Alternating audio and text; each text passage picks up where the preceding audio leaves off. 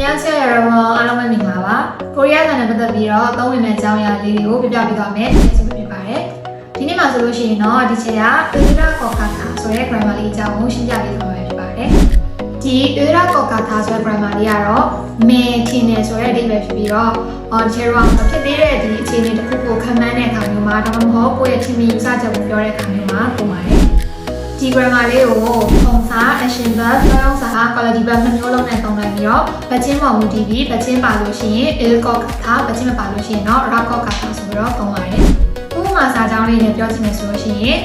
ကိုဒီက ul kokata မကြာခင်မိုးရွာနေတယ်။ဤဟာကြီးက좀 작을 것 같아요. ဒီဘောင်းမီကနည်းနည်းသေးမယ်ထင်တယ်ဆိုပြီးတော့သုံးလိုက်ပါတယ်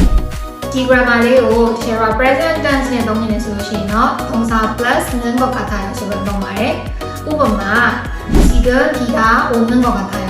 အခုမိုးရွာနေတယ်ထင်တယ်။아이가 지금 자는 것 같아요. ကလေးကအခုအိပ်နေတယ်ထင်တယ်ဆိုပြီးတော့သုံးလိုက်ပါတယ်